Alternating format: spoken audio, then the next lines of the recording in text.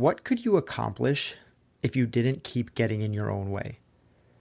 If you're honest with yourself, which I think you have to be if you want to get anywhere in your life, you are in control of your own destiny. Yes, it's tempting and sometimes easy to push it off and say, I'm a victim of my circumstances. But really, you know that taking that stance is a surefire route to anxiety, overwhelm, depression, and just feelings of not goodness. So taking control and taking ownership is the first step in allowing you to get out of your own way. And once you admit that you are the owner of your own destiny and that the only thing that can stop you is you, well, that means the last step to get anything you want in life is to eliminate your self-sabotage. And today, I'm going to teach you how to do exactly that in 30 days or less. Welcome to Change Made Easy. Changing your habits, routines, and behaviors is hard. We make it easy. I'm Paul Leviton. I help high achievers just like you who feel stuck bridge the gap between where you are and where you want to be. Traditional self-help doesn't work. It's either too rigid, too generic, or too overwhelming. My approach is different. I simplify change by making it so easy it can't not happen. Using my easier framework, I'll help you create habits, routines, and behaviors that stick for good, so you can stop struggling and start thriving. It's that easy.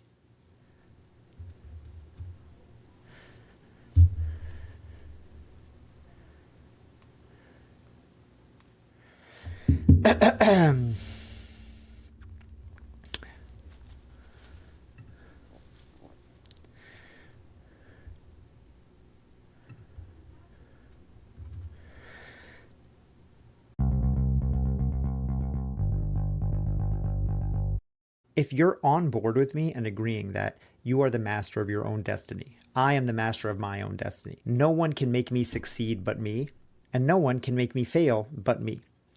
Hopefully you feel the same way about yourself. It can be scary at first to take on this mindset because it gives you nowhere to hide.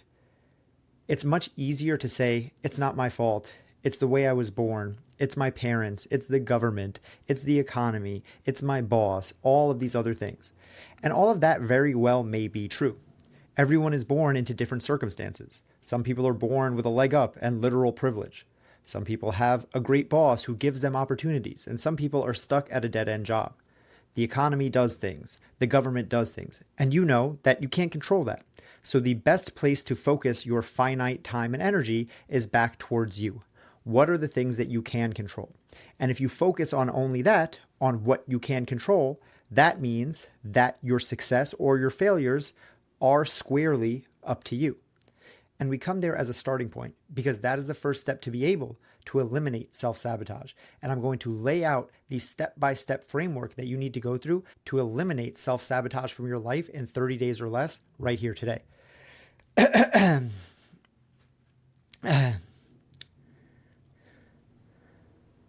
I should know, I've coached hundreds of people to eliminate their self-sabotage and become their happiest, healthiest versions of themselves. And I took the tools and techniques that I've used over 15 years to help all of my clients and combined it into a course that I called Quit Quitting. The concept being, if you can quit quitting on yourself, you will eventually reach any goal that you want. You and I have spoken ad nauseum about the fact that consistency is key. You will get the result if you keep going, whether it's diet, exercise, finance, relationships.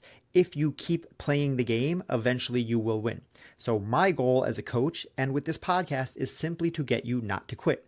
And now if you agree with me, which I hope you do, that you are the only one who can make you quit, you are the only one in charge of that, then anytime you quit, we can say is self-sabotage because you're quitting on a goal that would make you better, feel better, live better.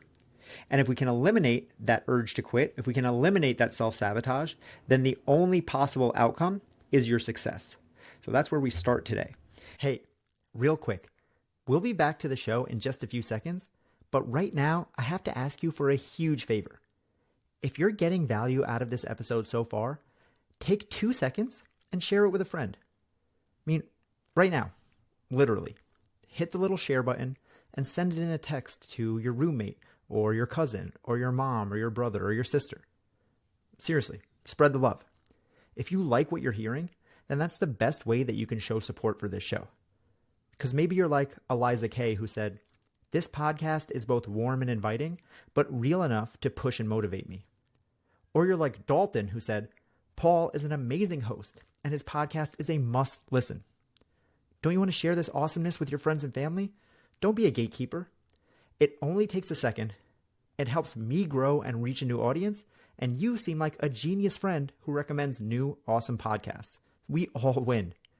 All right, go send that text, and now let's get back to the show. And as I said, I had combined all of this into a 16-week course that I called Quit Quitting that I taught for years with great success with many people. But I want to make it even easier.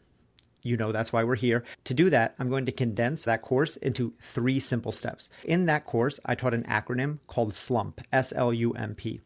First, the S in SLUMP stood for shoulds and supposed tos. This is the first thing that's going to lead you to self-sabotage, shoulding all over yourself. So every time you think it should be like this or it's supposed to be like that, that is a step towards self-sabotage. Because anytime you are saying the way something should be or it's supposed to be, what you are saying is that you have an expectation around the way you want something to be, but that thing decidedly is not. So if I'm saying I should be 200 pounds, but I'm 250 pounds, what I'm saying is reality does not align with what I expect. I want it to be like this and it's like that. I should be richer. My business was supposed to have taken off by now. Anytime I say that, inherently I'm saying it isn't like that. Anytime you say it should be, it's supposed to be, I expect it to be, you're saying it's not. And that brings up a discrepancy. And to your brain, this discrepancy is a reason to quit. Because if it's supposed to be like that and it isn't, then that's not fair. And your brain doesn't like to waste time and energy on things that aren't fair. Your brain always is looking for ways to conserve energy. So if you're saying, I've been doing this workout for 6 weeks already and I should have lost this much weight, your brain goes, well, if you should have and you didn't, then why keep doing it? If you're saying, I invested all of this money into this stock portfolio and it was supposed to go up by this much by now, then your brain goes, well, if it was supposed to and it didn't, then why keep going? Pull all your money out now, even if it's at a huge loss. If you're saying, I expected my relationship to be easier than this, then your brain goes, well, why would I continue to put my energy into something that isn't meeting my expectations? And it wants to quit. Anytime you use what I call expectational language, shoulds and supposed tos, you're inherently setting up a discrepancy in your mind. So the first week in your 30-day challenge is eliminating the shoulds and supposed tos. Catch yourself anytime you say, write, even think that something should or is supposed to be. And when you do that, you have to check yourself and rewrite that narrative. It shouldn't be, because it isn't. The only thing that should be is what is. There is only one way, the way things are. There is no the way things should be. If you want something to be different than it is, that's fine. You can work towards it and you can change it, but without the expectation of the way that it should be. I'm 250 pounds. I'm going to work to lose weight. When I'm 230 pounds, I'll be 230 pounds. When I'm 200 pounds, I'll be 200 pounds. It takes off the expectation and it takes off the time limit. It makes us less attached to the outcome and makes us more realistic to the way things are right now. And when you think of and phrase things that way, it doesn't give your brain that ammunition that it's seeking to quit to save energy, because there's nothing wrong with what you're doing. Where you are right now is in alignment with what you are doing, as opposed to when you're shoulding, where you are right now is in direct conflict with what you're saying, quote unquote, should happen. For those of you watching on video, you'll know anytime I say should, I do air quotes. In my own personal life, I've eliminated that word. If I catch myself saying it, I'll always go back and correct myself, because nothing should be. There only is what is. So week 1 is eliminating the shoulds and supposed tos, eliminating expectation language.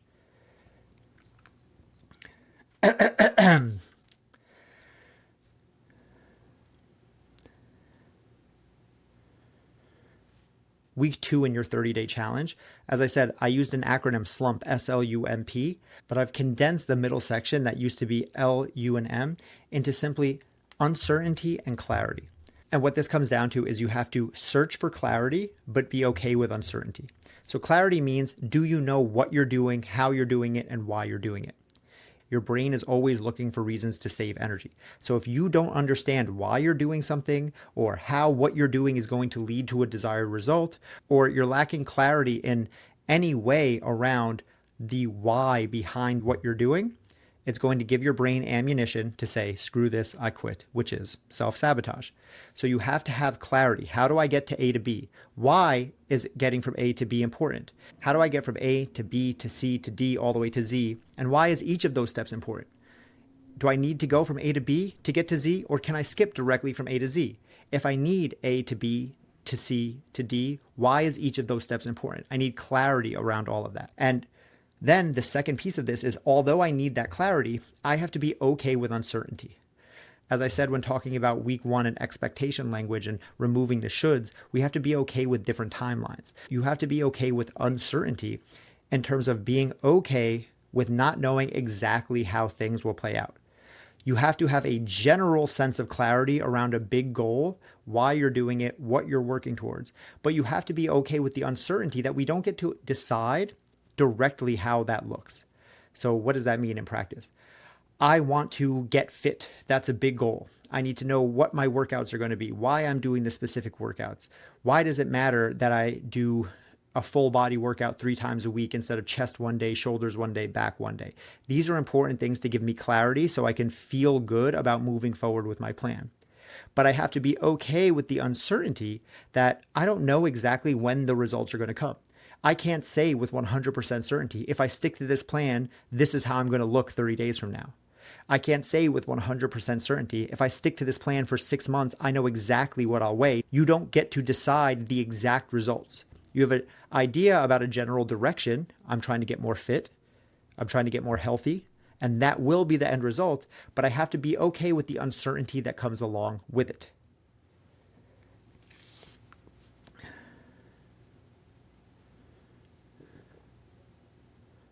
So week 1, we were getting rid of the shoulds and the supposed tos, checking our language, checking our thoughts. Week 2, we continue to build on that. We start to create a specific plan with clarity, understanding not only the what, but the why, but also accepting that even the best laid plans don't mean that I'm going to 100% get the outcome 100% of the time.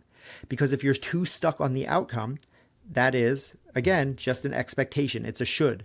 So you have to detach from that expectation, be okay with the uncertainty that even the most dialed in plan has. If having a plan led to the exact same success every time, then everyone would just read Jeff Bezos's book or Steve Jobs' book and do what they did and create $1 billion business. Everyone would just read Arnold's book on bodybuilding and have the best body. You understand that it doesn't work that way. You can follow the exact steps laid out by someone, but you won't always get those exact same results. And you have to be okay with that, because if you're not, your brain goes back to the fairness thing. This isn't fair. I was supposed to get these results. I expected it to be like this. They said it was going to be like this. My plan said it was going to be like this. And that gives you ammunition to quit. So week 1, we're dealing with the shoulds and supposed tos, expectation language. Week 2, you're creating clarity. You're understanding how and why you're getting to your destination. Also, building on week 1, releasing the expectation, learning to live with the uncertainty so you don't talk yourself out of doing a thing that is working. When you have the clarity, you have the action steps, you start to take action. The only way that you can fail now is when you talk yourself out of it. When I coach people on their diet, I tell them all the time, every diet works if you stick to it.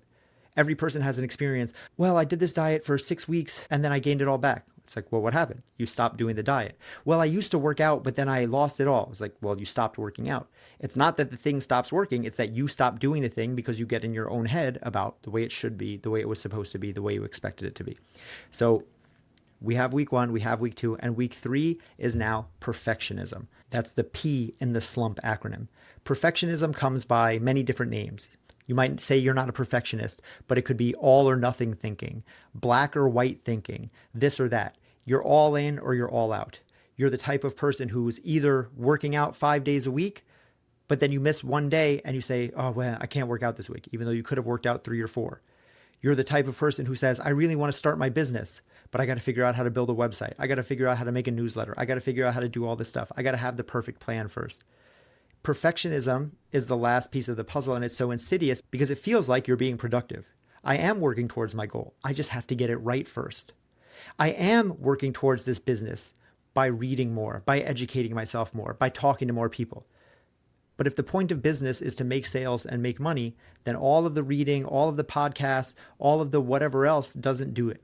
You have to actually do the thing. You have to act. You have to get the job done. So being stuck in perfectionism inherently is self-sabotage, even though it feels like, and you can tell yourself that it's actually you working hard towards your goal. Similar with all or nothing or black or white thinking, where you say, well, I need to work out 5 days a week to get to my goal.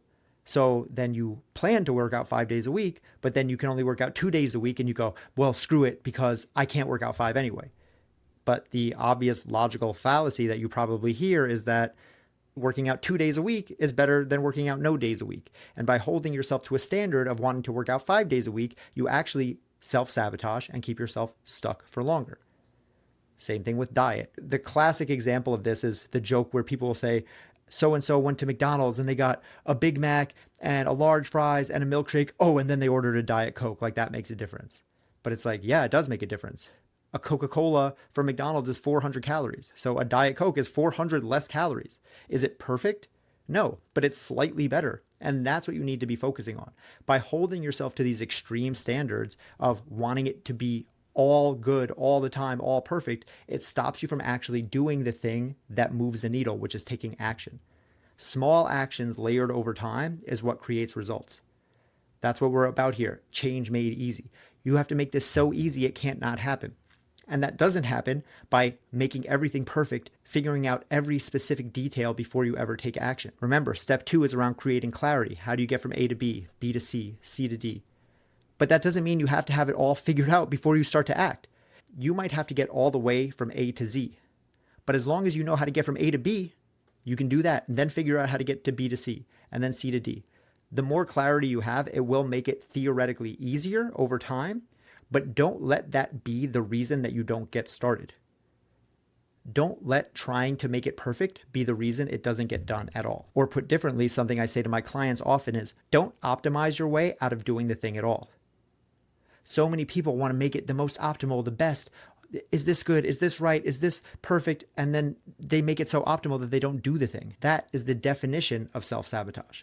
So week 1, you're looking at expectation language. You're eliminating the shoulds, the supposed tos, that type of talk from your head and from your life. Week 2, you're creating clarity around what you're actually doing and why, but you're also getting comfortable with the uncertainty that comes along with it and starting to grapple with the fact that you can have a plan, but the best laid plans don't always lead directly to the result that you want 100% of the time, and that's okay. That doesn't mean that you're on the wrong plan or that you need to change anything. And then week 3, you're eliminating your perfectionist tendencies, black or white thinking, all or nothing thinking. Are you keeping yourself stuck in the pursuit of doing the thing right, and that's stopping you from doing the thing at all? And then week 4, you're simply putting them all together.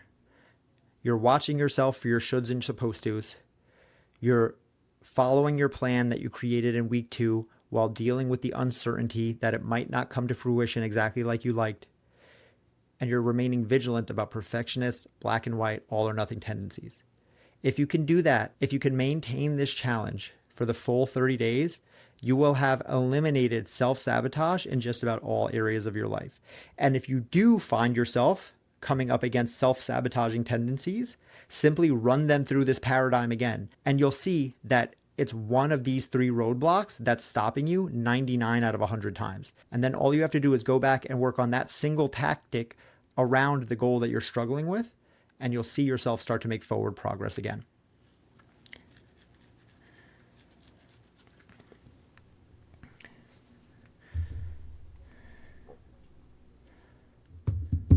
That is self-sabotage eliminated, and that is change made easy. And if you want to learn more about this, go to the show notes right now and click Why is Change So Hard? I've linked to another episode that builds directly on this one, so you can keep learning about eliminating self-sabotage and creating your best life. Before you go, I just have to ask you for a huge favor.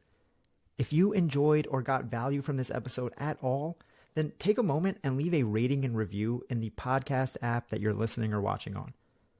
If you like the show and you want me to continue to create more episodes and be able to get awesome guests that will help make changing your life easier, then this is the best way you can show support. You can leave a 5-star review on iTunes like Eliza K, who said, "This podcast is both warm and inviting, but real enough to push and motivate me." Thank you, Eliza. Or you can be like Dalton, who said, "Paul is an amazing host, and his podcast is a must listen." Thank you, Dalton. And thank you to all of the over 100 people who have taken the time to rate and review this show 5 stars on iTunes, or the dozens who have left 5-star reviews on Spotify. It only takes a minute, and it helps me grow, it helps me reach a new audience, and it lets me know that this is helping someone, which just feels good. All you have to do is go to the show page of whatever app you're listening to and hit the little 5 stars. Or go to the comments section on YouTube and boom, that's it. And if you really want to show love, take a screenshot when you do it and tag me in your stories on social media at Change Made Easy, and I'll shout you out in an upcoming episode. All right, go leave that rating, and I'll see you back here every Tuesday and Thursday with new episodes of Change Made Easy.